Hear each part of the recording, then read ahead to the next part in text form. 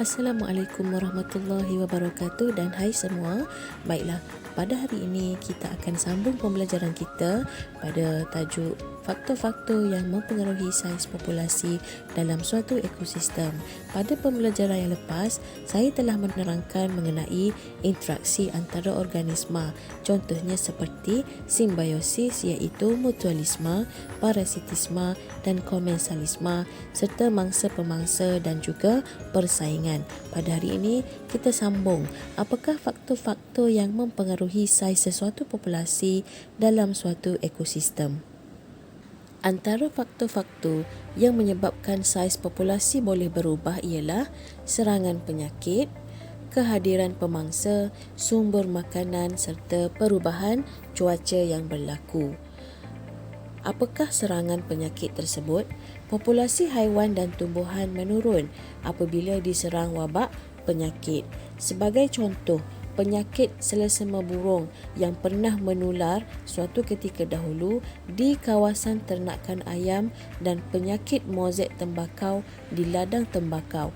Penyakit-penyakit seperti ini boleh mengurangkan populasi haiwan-haiwan. Faktor seterusnya adalah kehadiran pemangsa. Saiz populasi sesuatu organisma hidup dipengaruhi oleh saiz populasi pemangsanya. Sebagai contoh, saiz populasi kuda belang di ekosistem savana akan berkurang dengan kehadiran pemangsanya seperti singa. Singa adalah pemangsa kepada kuda belang. Apabila singa memakan kuda belang, populasi kuda belang akan semakin berkurang. Seterusnya adalah sumber makanan. Jika sumber makanan semakin berkurang, haiwan-haiwan boleh diancam kepupusan.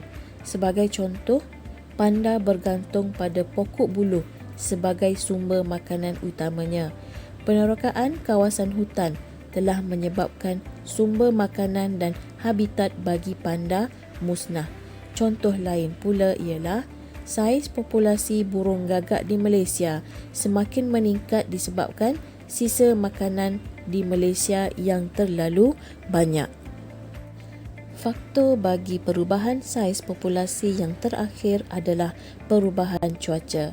Kemarau yang berpanjangan boleh menyebabkan tanah menjadi kering serta tidak subur dan ini akan meningkatkan risiko kebakaran hutan.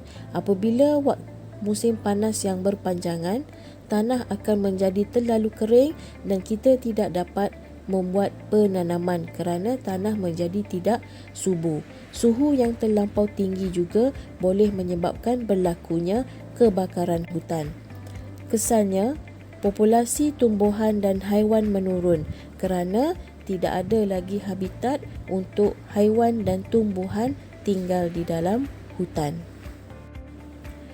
Perubahan yang berlaku dalam ekosistem boleh mengganggu keseimbangan semula jadi. Perubahan dalam ekosistem contohnya seperti kekurangan bekalan air, migrasi haiwan, pergerakan haiwan dan saiz suatu populasi yang menurun atau meningkat boleh mengganggu keseimbangan antara populasi. Apakah faktor kekurangan bekalan air boleh mengganggu perubahan dalam ekosistem? Ya, padi merupakan tanaman yang memerlukan air yang dalam jumlah yang banyak. Sekiranya kemarau berpanjangan berlaku, perubahan dalam ekosistem seperti ini akan mengganggu keseimbangan antara populasi yang ada di dalam sawah padi. Siratan makanan juga akan terjejas disebabkan oleh populasi pengeluar iaitu padi itu sendiri berkurangan. Saiz sesuatu populasi sama ada haiwan atau tumbuhan boleh menurun atau meningkat disebabkan oleh perubahan sesuatu populasi lain.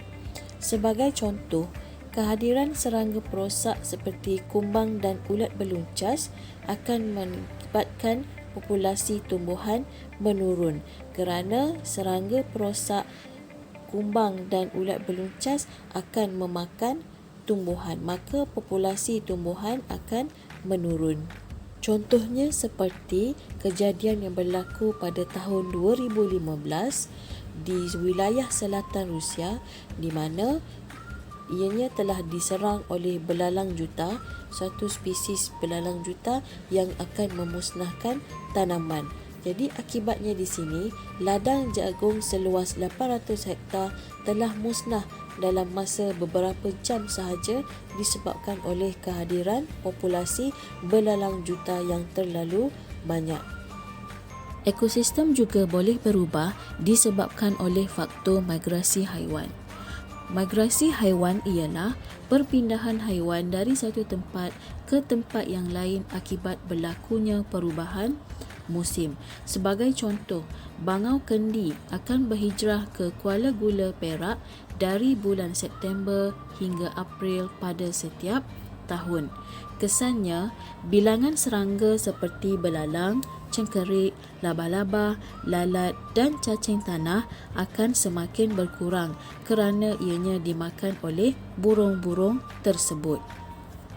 Baiklah, sebagai rumusan kepada pembelajaran kita pada hari ini, terdapat 4 faktor yang mempengaruhi saiz populasi, iaitu serangan penyakit, kehadiran pemangsa, sumber makanan dan perubahan cuaca. Perubahan dalam ekosistem pula boleh berlaku apabila kekurangan bekalan air berlaku, perubahan kepada saiz populasi dan berlakunya migrasi haiwan. Okey, setakat itu sahaja pembelajaran kita pada hari ini. Kita berjumpa di kelas akan datang. Sekian, Assalamualaikum warahmatullahi wabarakatuh.